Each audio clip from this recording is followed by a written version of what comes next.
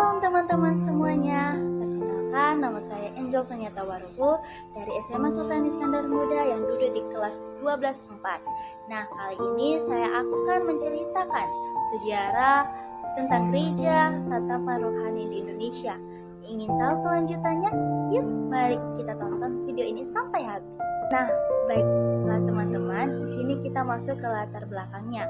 Nah, latar belakang gereja Santapan Rohani Indonesia, di mana dia terbagi menjadi dua, yaitu awal kehidupan dan pelayanan Timotius pada tahun 1908 sampai 1941. Lalu yang kedua yaitu warisan global Timotius dan gereja Lingliang pada tahun 1941 sampai 1973.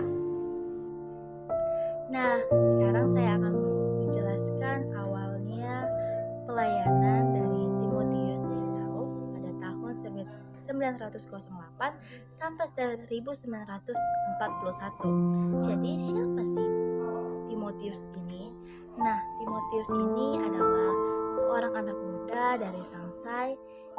Ia lahir pada tahun 1908 dan dari keluarga perdagangan yang merupakan keturunan ke-33 dari dinasti Song. Meski dibesarkan dari tradisi Buddha, di tahun dia 13 tahun, dia mengenal Kristen dari sepupunya yang dulunya ia menganggap bahwa Yesus itu setara dengan agama Buddha dan Konghucu. Nah, namun pada tahun 1924 Timotius dibaptis menjadi anggota gereja Metodis Sangsai. Lalu ia benar-benar mengalami pertobatan dan menerima Tuhan Yesus sebagai juru selamat dan Tuhannya. Jadi bukan sebagai sama perbandingan dengan agama Buddha lagi. Jadi dia udah benar-benar menganggap Tuhan Yesus itu menjadi juru selamatnya. Nah, Timotius ini mengganti nama menjadi Desau Sezai Kawang, yang berarti terang dunia.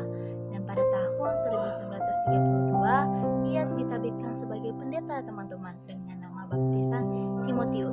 Nah, pada tahun 1937 Timotius meninggalkan gereja yang di Sangsai yang dulunya ia dibaptis dulu teman-teman. Dia meninggalkannya untuk memulai pelayanan misi di Asia Tenggara. Ia menggambarkan Injil ke berbagai kota seperti Filipina dan Indonesia, termasuk Jakarta, Manado, Makassar, Banjarmasin, Semarang hingga Bali teman-teman. Di Jakarta, pelayanan meninggalkan kesan mendalam. Sekelompok jemaat membeli rumah di Jalan Tamasari nomor 79 dan mendirikan gereja Sidang Kristus Batavia yang kelak akan berkembang menjadi jaringan gereja yang besar teman-teman. Nah teman-teman, namun pada akhir 1941 pecahnya perang pasif memaksa Timotius ini kembali lagi ke Tiongkok, di mana akan dimulai babak baru pelayanan yang akan dia mulai. Ingin tahu lagi? Ayo masuk kita ke latar belakang yang kedua, yaitu warisan global Timotius Desau dan gereja Lingliang. Nah teman-teman, setelah kembali ke Tiongkok teman-teman, pada tahun 1941 Timotius ini tidak berdiam diri. Dia ingin untuk menyebarkan Injilnya Tuhan. Maka dari itu, pada tahun 1942 Timotius mendirikan organisasi misi global yang bernama Lingliang. Nah, misi ini bertujuan untuk membentuk gereja, pelayanan sosial, dan mengutus penginjil ke seluruh dunia teman-teman. Sangat luar biasa kan teman-teman? Ya, dia membangun gereja, sekolah di Shanghai, Dazhou, dan kota-kota besar lainnya. Pada tahun 1949 Timotius pindah ke Hong Kong dan mendirikan gereja Lingliang Forward yang kemudian berkembang pesat di Indonesia. Gereja yang dirintasinya di Jakarta berganti nama menjadi gereja Lingliang Tamasari dan memulai pelayanan di Cawang, Cikampek, Bogor, Tamboran, dan Tomang. Yang ini dikenal sebagai Gereja Santapan Rohani Indonesia. Ia juga mendirikan teman-teman sekolah utusan Injil di Jakarta. Namun sekolah ini ditutup karena isu politik. Nah teman-teman, ia juga mendirikan sekolah di utusan Injil di Jakarta teman-teman. Namun sekolah ini sempat ditutup dikarenakan isu politik.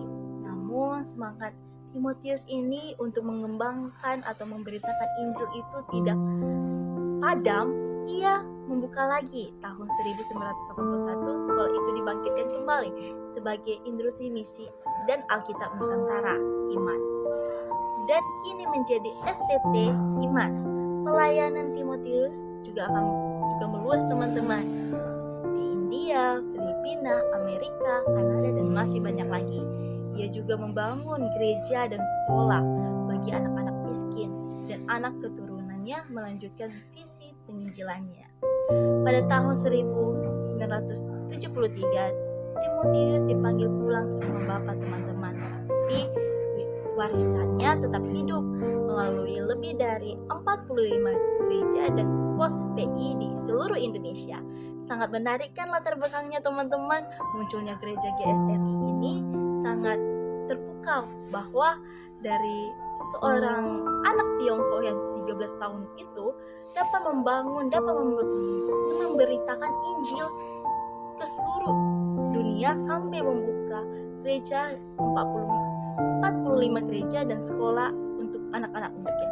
Sangat bagus ya teman-teman. Nah, kita juga harus membuka hal tersebut untuk memberitakan Injil supaya kita memberikan berkat terhadap orang dan juga sesama.